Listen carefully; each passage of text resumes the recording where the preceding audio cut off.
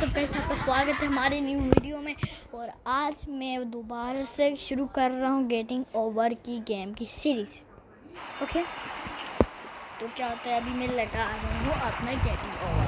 याद होगा मैं पहले ख़त्म कर दिया था। अगर मैं क्या करूँ, वीडियो डाली थी यार, डाली यार, मुझे तो पता नहीं है। तो अपनी औकात अभी भी आज हम पूरे नहीं कर रहे। बात है अभी बात है पूरे नहीं है। There's no feeling more intense than starting over. If you deleted your homework the day before it was due, as I have, or if you left your wallet at home and you have to go back after spending an hour in the commute. If you won some money at the casino and then put all your winnings on red but it came up black. If you got your best shirt dry cleaned before a wedding and then immediately dropped food on it. If you won an argument with a friend and then later discovered that they just returned to their original view. Starting over is harder than starting up. If you're not ready for that, like if you've already had a bad day, then what you're about to go through might be too much. Feel free to go away and come back. I'll be here. Alright, thanks for coming with me on this trip. I'll understand if you have to take a break at any point. Just find a safe place to stop and quit the game. Don't worry, I'll save your progress, always, even your mistakes. This game is a homage to a free game that came out in 2002, titled Sexy Hiking. The author of that game was Jazzuo, a mysterious Czech designer who was known at the time as the father of B games. And B games are rough assemblages of found objects. Designers slap them together very quickly and freely, and they're often too rough and unfriendly to gain much of a following. They're built more for the joy of building them than as polished products. In a certain way, Sexy Hiking is the perfect embodiment of a B game. It's built almost entirely out of found and recycled parts, and it's one of the most unusual and unfriendly games of its time. In it, your task is simply to drag yourself up a mountain with a hammer.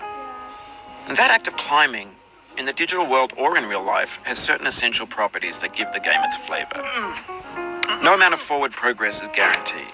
Some cliffs are too sheer or too slippery. And the player is constantly, unremittingly in danger of falling and losing everything. Anyway, when you start Sexy Hiking, you're standing next to this dead tree that blocks the way to the entire rest of the game. It might take you an hour to get over that tree, and a lot of people never got past it. You prod and you poke at it, exploring the limits of your reach and your strength, trying to find a way up and over. And there's a sense of truth in that lack of compromise. Most obstacles in video game worlds are fake. You can be completely confident in your ability to get through them once you have the correct method or the correct equipment or just by spending enough time. In that sense, every pixelated obstacle in Sexy Hiking is real. The obstacles in Sexy Hiking are unyielding, and that makes the game uniquely frustrating. But I'm not sure Jazzuo intended to make a frustrating game. The frustration is just essential to the act of climbing, and it's authentic to the process of building a game about climbing. A funny thing happened to me as I was building this mountain. I'd have an idea for a new obstacle, and I'd build it, test it, and it would usually turn out to be unreasonably hard. But I couldn't bring myself to make it easier.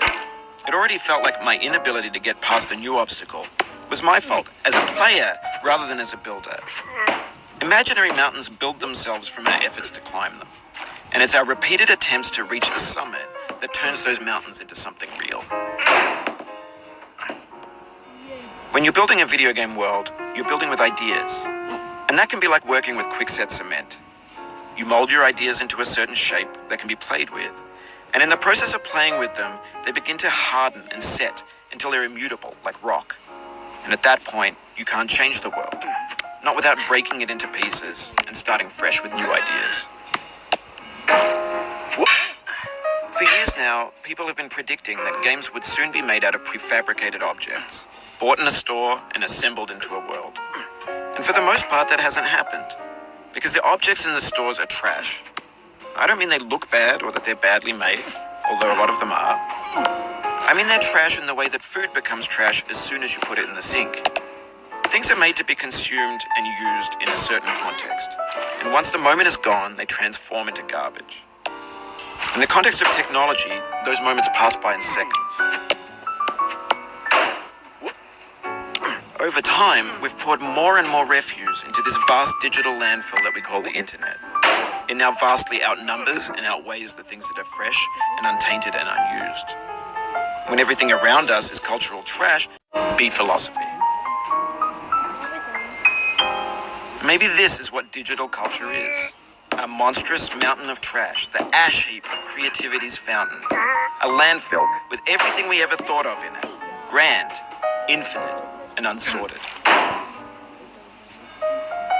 There's 3D models of breakfast, Gen X's fanfic novels, scan magazines, green screen Shia LaBeouf, banned snuff scenes on LiveLeak. Facebook's got lifelike bots with unbranded adverts and candid shots of Kanye and Taylor Swift mashups, car crash epic failed GIFs, Russian dashcam vids, discussions of McRibs, discarded, forgotten, unrecycled, muddled, rotten, untitled. Everything's fresh for about 6 seconds, until some newer thing beckons, and we hit refresh. And there's years of persevering, disappearing into the pile, out of style things. When games were new, they wanted a lot from you. Daunting you, taunting you, resetting and delaying you. Players played stoically. Now everyone's turned off by that. They want to burn through it quickly. A quick fix for the fickle, some tricks for the clicks of the feckless. But that's not you. You're an acrobat. You could swallow a baseball bat. Now I know, most likely you're watching this on YouTube or Twitch, while some dude with 10 million views does it for you. Like a baby bird being fed chewed up food. That's culture too.